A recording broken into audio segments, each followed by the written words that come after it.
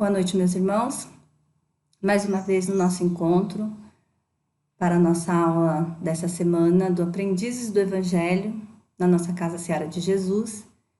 Hoje nós vamos falar da aula, da 19ª aula do nosso livro, do Aprendiz do Evangelho, primeiro ano, parte A. Vamos falar sobre magnetismo e fluidos. E na parte B, fluido universal. Aqui nós temos uma representação do nosso corpo humano, né? Já mostrando a irradiação do nosso magnetismo, que nós estamos aqui aprendendo. Vamos aprender hoje na nossa aula. Para nós começarmos a falar sobre o magnetismo e fluidos, nós vamos conhecer um pouquinho da história de um professor, de um médico, de um estudante de magnetismo, um estudioso, que é Franz Anton Mesmer. Nasceu em 23 de maio de 1734, pertencia a uma família numerosa na região de Snang, território da atual Alemanha, fronteira com a Áustria e a Suíça. Aos 9 anos de idade, foi para um monastério, onde despertou sua paixão pelas ciências e a música. Aos 15 anos, recebeu uma bolsa de estudos para a Universidade em Dillingen, onde estudou filosofia por 4 anos e completou seus estudos em teologia na Universidade de Ingolstadt por 5 anos. E aí os irmãos me perdoem se a pronúncia não estiver muito boa. Em 1759, aos 25 anos, estabeleceu-se em Viena, na Áustria, onde cursou Direito por 1 ano, para posteriormente ingressar na Universidade de Viena, onde finalmente se dedicou à medicina. Tornou-se doutor em medicina em 1766, através de uma dissertação sobre a influência dos planetas sobre o corpo humano. Então, por que a importância da gente estar falando um pouquinho sobre Mesmer? Porque ele antecedeu Kardec, né? Então, o livro traz esse personagem para nós conhecermos, para percebermos assim que esse estudo sobre o magnetismo e fluidos, ele já é bem anterior à doutrina espírita. Alguns irmãos já estudavam isso anteriormente. E, inclusive, né, agora nós vemos aqui que Mesmer fez esse estudo sobre a influência dos planetas sobre o corpo humano. E a gente sabe que existe uma certa influência, né, sobre tudo que há no universo, tem conexão com tudo. Então, nada no universo está aleatório, nada no universo está desconectado com esse ou com aquele corpo celeste. Então, tudo faz parte de uma imensa criação, onde tudo tem conexão com tudo. E aqui, nessas duas imagens, nós podemos ver que a gente já ouviu falar várias vezes que, por exemplo, a Lua, ela tem influência sobre a gestação, né? Então, muda-se a Lua e acontecem algumas modificações também na gestação, né? Alguma diferença. A criança nasce na mudança da Lua, por exemplo. A gente já ouviu falar isso muito. Nossos avós, nossos pais sempre comentavam, né? Que a criança ia nascer na mudança da Lua, né? Principalmente da Lua cheia, que é quando ela está mais próxima da Terra. Então, ela exerce uma função, uma influência maior sobre os nossos corpos, né? E a influência da Lua sobre as marés, que nós também já ouvimos falar várias vezes sobre isso, que é quando a Lua está mais próxima da Terra também, quando ela está cheia, influencia, então, nas marés, né? Maré alta, maré baixa. A gente percebe quando a gente está numa praia, por exemplo, que chega um determinado momento do final do dia, quando se aproxima o momento do nascimento da Lua, a maré aumenta, né? Ela sobe. Então, a gente percebe essa influência nitidamente no nosso planeta, falando mais propriamente da nossa Lua. Nesta tese, Mesmer nomeou de magnetismo animal a propriedade do corpo humano que o torna sensível à ação dos corpos celestes e da Terra. Então, aquela energia, né, que nós temos no nosso corpo, a nossa propriedade, que ele chamou de magnetismo animal, é o que é mais sensível à ação dos corpos celestes e da Terra. Então, é por conta disso que há essa influenciação. Porque nós, aqui na Seara de Jesus, já aprendemos nos cursos que nós temos um campo eletromagnético. A Terra tem um campo eletromagnético. Então, todos os corpos têm um campo eletromagnético, né? Então, se temos um campo eletromagnético, estamos conectados com tudo que é energia no universo. E tudo no universo é energia.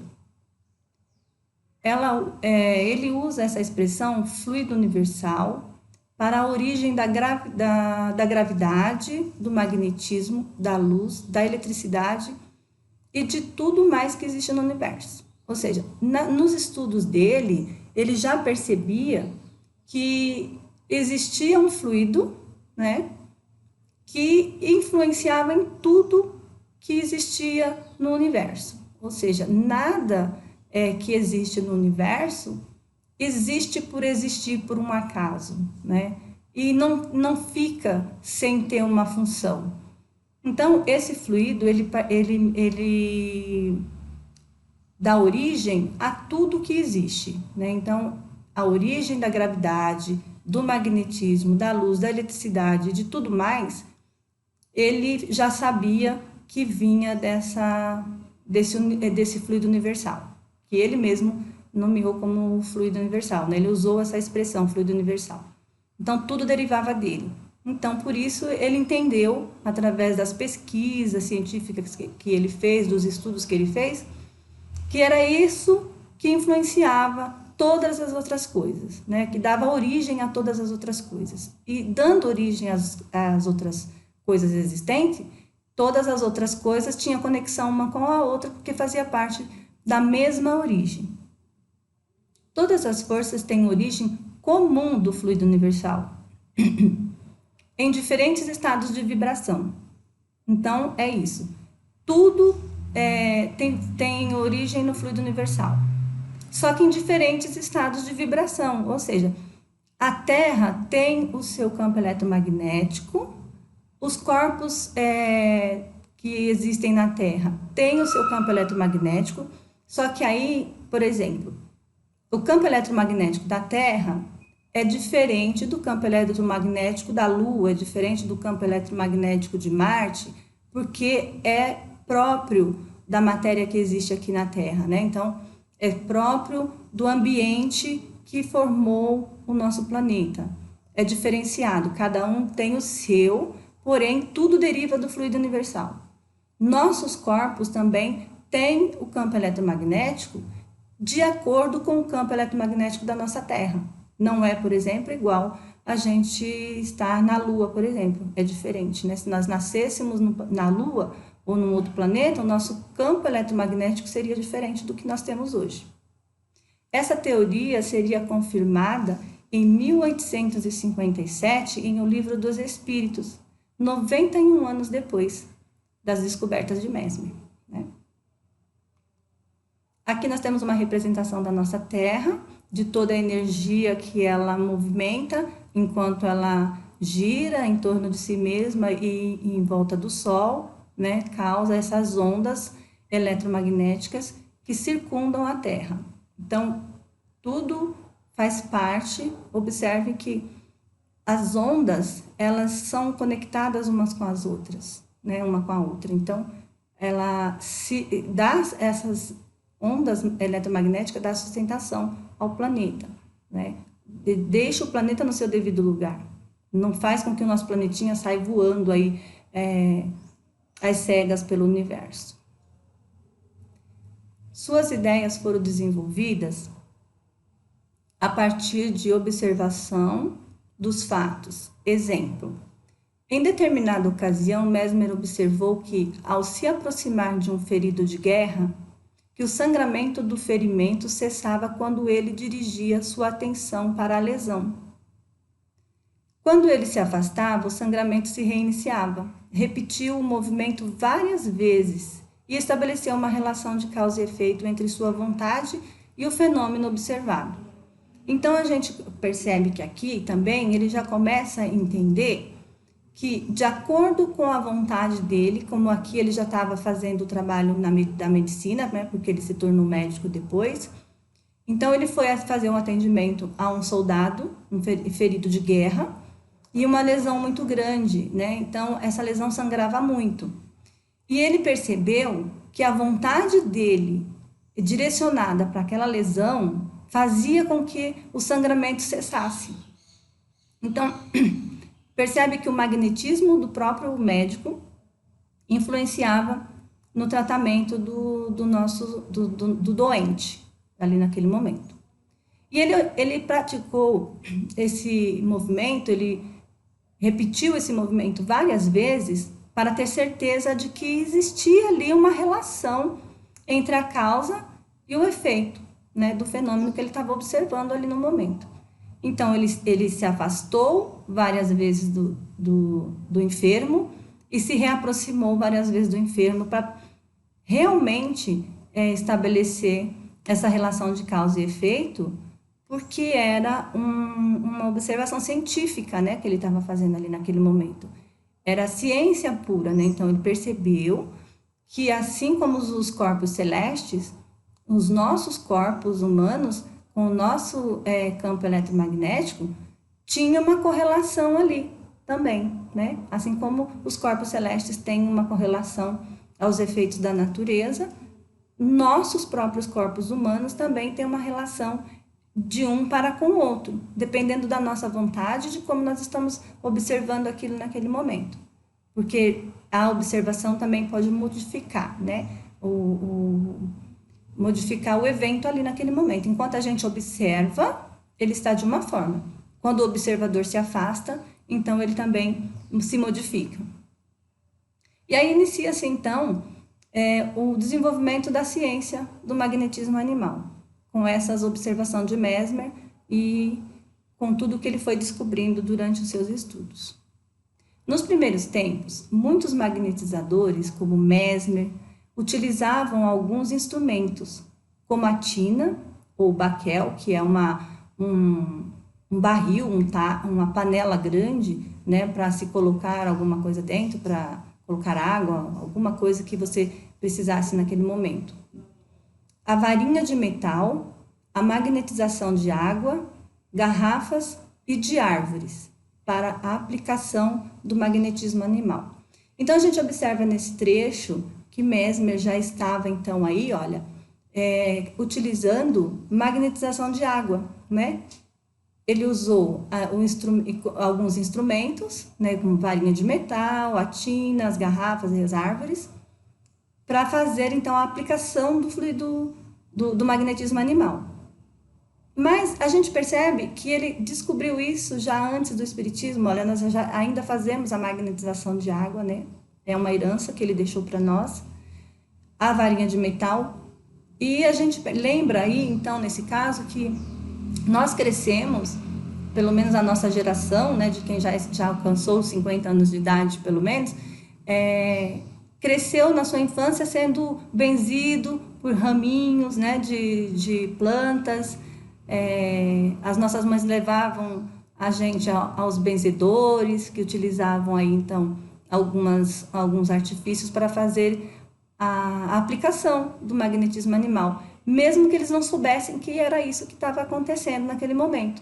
Mas, intuitivamente, se usava, né, dessa forma para a gente receber o passe ali naquele momento, que era chamado de benzimento, e era a transferência, então, da aplicação do fluido, do magnetismo animal, do benzedor ali no caso, para o enfermo, que era uma criança ou um adulto que tivesse com algum tipo de problema, que os pais levavam ou eles próprios iam para receber esse benzimento. Então, de acordo com a vontade da pessoa que estava fazendo a aplicação e de acordo com a confiança, a fé de quem estava recebendo, acontecia a transformação, né? Então, a melhora se dava.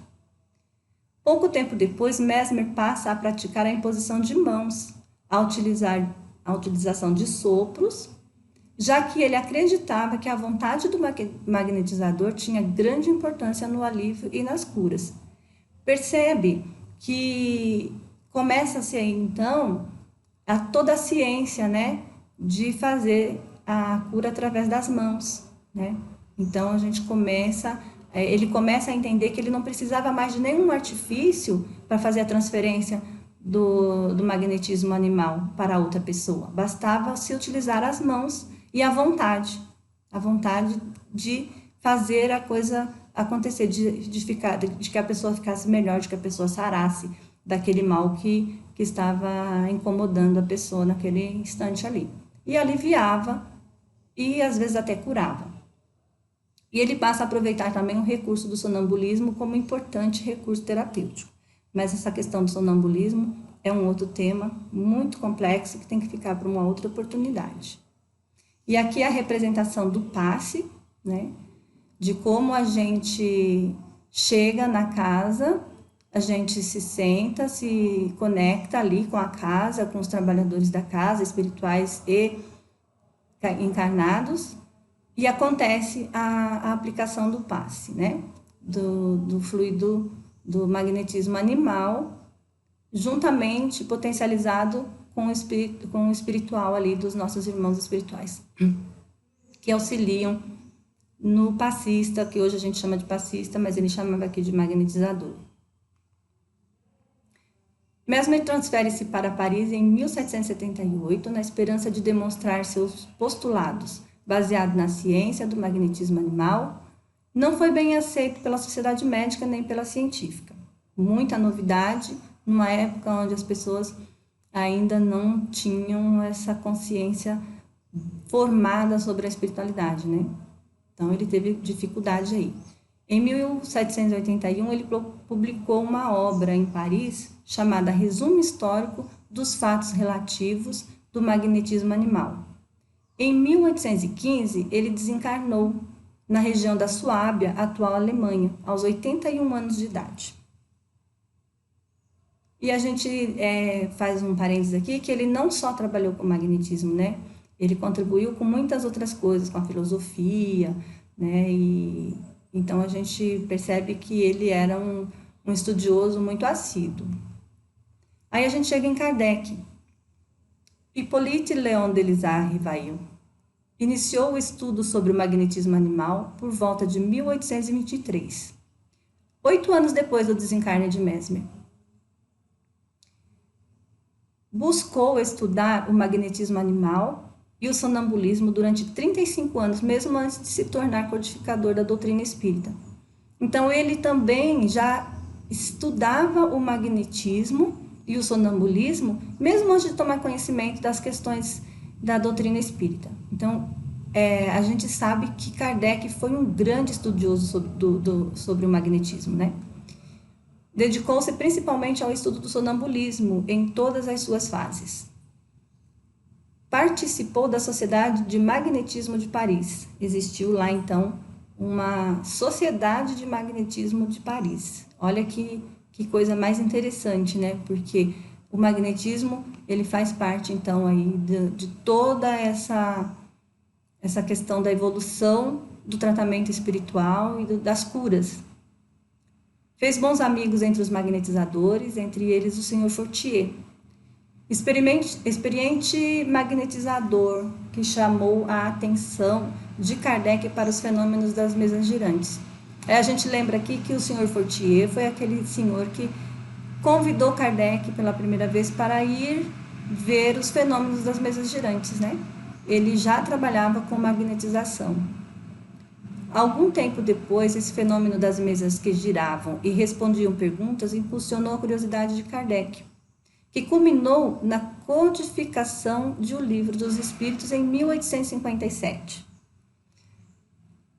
A gente percebe que sempre tem um antecessor aos nossos irmãos que colaboraram com a história do cristianismo, das curas, da ciência. Então, sempre chega alguém antes para dar um empurrãozinho, né?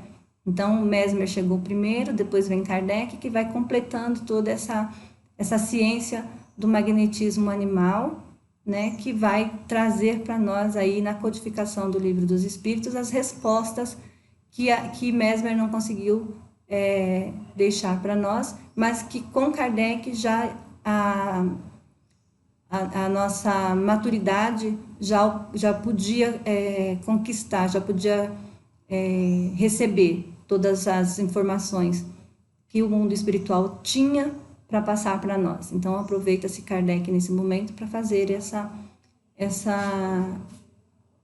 educação para nós, né? Trazer esses livros educativos da codificação espírita, começando com o Livro dos Espíritos, em 857. Kardec diz que o magnetismo preparou o caminho para o espiritismo e que não pode falar de um sem falar do outro. Então, não tem como a gente trabalhar a questão espírita sem falar de magnetismo, porque é o que as casas espíritas mais trabalham, o magnetismo, quando a gente trabalha o passe, nós trabalhamos as palestras, nós trabalhamos as aulas, em tudo isso é impregnado o magnetismo animal, né?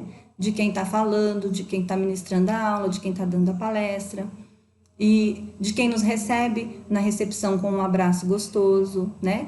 A nossa irmã Meimei fala que o abraço deveria ser prescrito pelos médicos, em receita, porque o abraço é uma coisa que transforma, né, as nossas energias, transforma nosso campo eletromagnético de uma forma tão intensa que a gente consegue se melhorar através de um abraço sincero, amigo, né, de alguém que nos recebe com carinho. Quando a gente é recebido na casa espírita pelos nossos irmãos da recepção, é o nosso primeiro passe magnético dentro da casa, que a gente é recebido com aquele carinho todo, né? E isso está na Revista Espírita de 1858.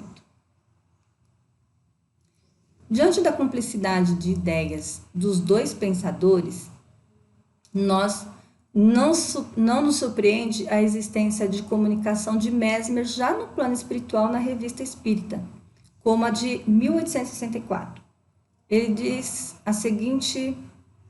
Ele faz a seguinte colocação na Revista Espírita: a vontade desenvolve o fluido, seja animal, seja espiritual, porque, como sabeis agora, há vários gêneros de magnetismo, em cujo número estão o magnetismo animal e espiritual, que, conforme a ocorrência, pode pedir apoio ao primeiro. Um outro gênero de magnetismo muito mais poderoso ainda é o da prece, que uma alma pura e desinteressada dirige a Deus. Aí ele está falando, quando ele fala aqui que um pode pedir auxílio, apoio ao outro, né? Ele está falando aqui do magnetismo animal, que o médium, aqui, por exemplo, vamos falar da casa espírita, o médium na casa espírita, no dia de tratamento espiritual, médico, está ali com a sua boa vontade, com a sua boa intenção, ele atrai para perto dele um bom espírito, que também com a sua vontade de fazer o bem, vai potencializar o magnetismo animal do médium, e aí vai ser aplicado naquele irmão que está ali necessitando naquele momento, e a transformação vai acontecer. Vai acontecer a transformação daquele desconforto que a pessoa está sentindo ali, daquela dor, daquele mal-estar, e ela vai sair da casa melhorada. E aí, depois, ela precisa também fazer com que o seu tempo, a seu tempo, ela se modifique, né? Diante do tratamento. Modifique os seus pensamentos, sua maneira de agir e tudo mais, né? No Livro dos Médiuns, na questão 131, nós vamos encontrar uma colocação sobre atribuída à vontade do magnetizador, que diz assim: a vontade é o atributo do espírito encarnado. Então, a vontade não é uma matéria, não é nada que está externamente do magnetizador, está externo, está dentro do magnetizador, é um atributo do espírito encarnado, assim como do espírito errante, ou seja, assim do espírito que está já no plano espiritual. Daí o poder do magnetizador. Pode que se sabe estar em razão da força de vontade. O espírito encarnado, podendo agir sobre a matéria elementar, pode, pois, igualmente variar-lhe as propriedades em certos limites. E é assim que se explica a faculdade de curar pelo contato e imposição de mãos, faculdade que algumas pessoas possuem num grau mais ou menos elevado. Então, a gente percebe que aqui no Livro dos Médiuns, a gente recebe essa informação muito preciosa de que, juntando a vontade do médium, mais a vontade do espírito que está ali disposto a ajudar, acontece, então, em determinado grau, a modificação ali de todos os fluidos que envolve o irmão que está necessitando de melhora. E aí nós falaremos um pouquinho agora do fluido cósmico universal. O fluido cósmico universal é uma criação, de Deus. É o princípio elementar de toda a matéria. Em a Gênese temos o fluido cósmico universal, assim demonstrado, a matéria elementar primitiva, cujas modificações e as transformações constituem a inumerável variedade de corpos da natureza. Então, assim, o fluido cósmico universal é de onde tudo se origina. Tudo tem origem no fluido cósmico universal, que é a matéria primitiva de tudo. Então, tudo que existe no universo tem origem no fluido cósmico universal.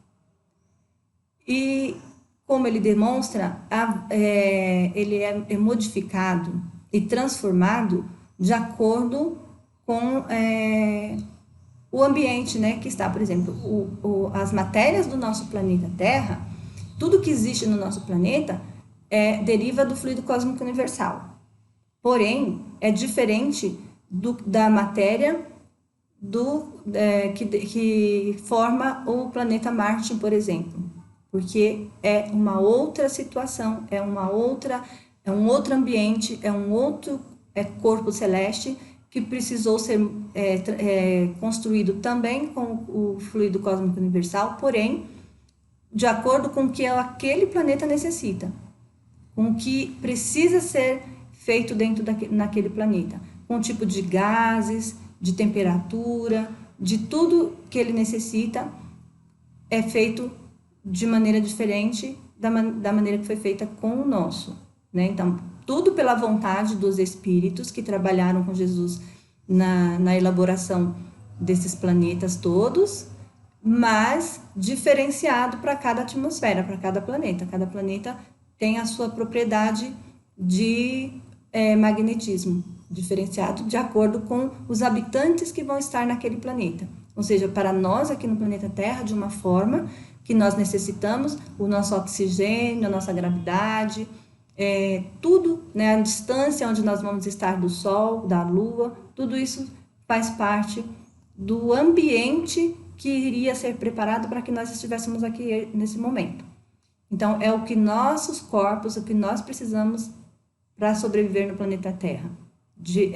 Retirado do fluido cósmico universal e preparado o ambiente para as nossas necessidades, para o que nós precisamos nesse momento, para nosso crescimento evolutivo e espiritual.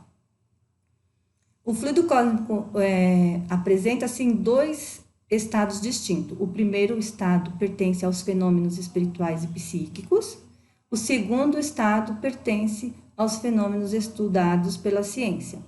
Ou seja, a gente pode, aí nesse caso, dividir, então, a ciência em duas fases, né? A ciência acadêmica e a ciência espírita.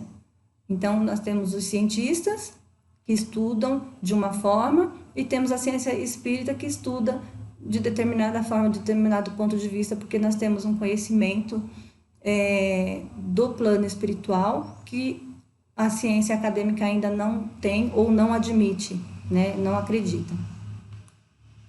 Aqui é uma representação do fluido cósmico universal. É como se fosse uma grande gelatina, né? E tudo tivesse imerso nesse mar de fluidos, né? Então, nós estamos aí, ó, nadando no fluido cósmico universal, por todos os lados do universo. O perispírito. O perispírito, ou corpo fluídico dos espíritos, é um dos produtos mais importantes do fluido cósmico universal.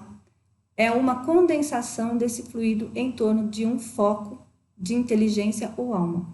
Então, aqui, o nosso perispírito do planeta, dos habitantes do planeta Terra, é retirado da matéria do nosso próprio planeta.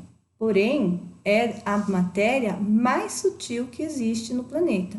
E aí se torna fluídico, né? Se torna uma coisa assim que, aos nossos olhos encarnados, a gente imagina, se a gente vê um perispírito de alguém que já desencarnou, a gente vai imaginar que está vendo o espírito, mas nós não estamos vendo o espírito, nós estamos vendo o perispírito, porque aos nossos olhos grosseiros ele é bem fluídico, mas para os espíritos evoluídos ele ainda é bastante denso, por conta da nossa evolução espiritual. Mas ele é matéria, né? E é uma matéria que é elástica, e ele é retirado da matéria mais sutil que existe no nosso planeta. Quando os nossos corpos estão sendo formados, ele é retirado, então, aí, da matéria sutil do planeta. Ação dos espíritos sobre os fluidos. Os espíritos agem sobre os fluidos espirituais. Não os manipulam como os homens manipulam os gases, mas com a ajuda do pensamento e da vontade. O pensamento e a vontade são para o espírito o que as mãos são para o homem.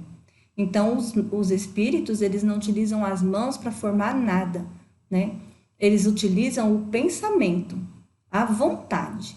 E aí se dá um parêntese também, que não só espíritos de luz conseguem fazer isso. Os espíritos mais grosseiros também conseguem fazer. Mas eles não têm consciência de como se dá isso. Eles fazem sem essa consciência. Já os nossos irmãos espirituais mais elevados, eles sabem como fazer e como manipular e para que fazer isso, fazer essas transformações. Eles aglomeram, combinam e dispersam. Com eles, formam conjuntos que têm aparência, forma e cor determinada. Então, quando a gente está perto de alguém que a gente não está se dando muito bem, não está se sentindo muito bem, é por conta disso, olha. Porque nosso pensamento, ele aglomera também aí, apesar de que aqui ele está falando da formação de corpos celestes, de planetas, né? E de corpos humanos, de animais e tudo mais, da criação, nós também conseguimos aglomerar para nós, em volta do nosso campo eletromagnético, formas que têm aparência, forma e cor determinada e muitas vezes até cheiro, né? Então, às vezes a gente não está bem do lado de alguém que está emanando um sentimento negativo, uma pessoa que para ela nada está bom. Então, a gente se sente mal porque o campo eletromagnético dela está impregnado dessas formas de aparência e de cor. Às vezes a cor é escura, o cheiro não é bom, né? Então, a gente tem que tomar cuidado com o nosso pensamento, por isso Jesus pediu para que nós orássemos e vigiássemos. O fluido é o veículo do pensamento, assim como o ar é o veículo do som. Então, o fluido, ele leva o nosso pensamento para todos os lados. Então, nós somos influenciados por pensamentos de outros irmãos e nós influenciamos os outros irmãos também por conta disso, porque existe esse veículo que leva o nosso pensamento para vários lugares, né? E inclusive em torno de nós mesmos, que a gente cria formas, pensamentos ao nosso redor e os irmãos conseguem ler tudo que está em nós através da nossa emissão de pensamento. Aqui está uma representação do pensamento, né, da energia que a gente emite quando está pensando, e aí esse pensamento ele vai longe, a gente não tem controle de ir até onde ele vai. Quando a gente está fazendo uma prece, orando por alguém que está doente, pode ser aqui ou no outro lado do nosso planeta, a pessoa vai receber, porque não existe limite para o nosso pensamento, nem barreiras, né, que impeçam o pensamento de chegar aonde precisa chegar. Qualidade dos fluidos. Os fluidos podem estar impregnados de qualidades boas ou más, modificados em função da pureza ou impureza dos sentimentos, é o que nós acabamos de dizer.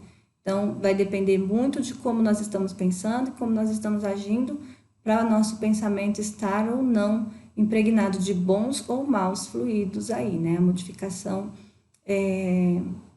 depende daquilo que a gente quer, daquilo que a gente deseja. A nossa vontade vai fazer toda a diferença aí na transformação da qualidade dos fluidos.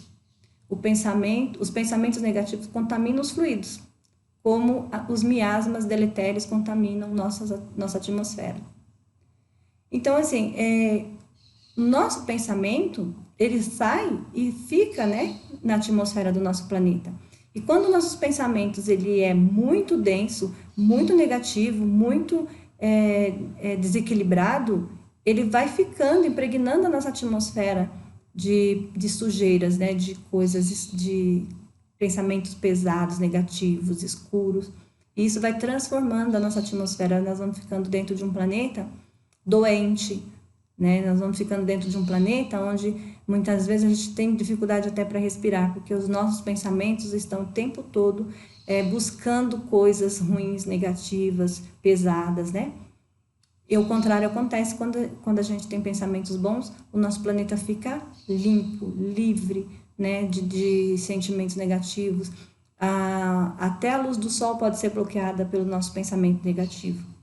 E aí a gente começa a ter muitos problemas de saúde.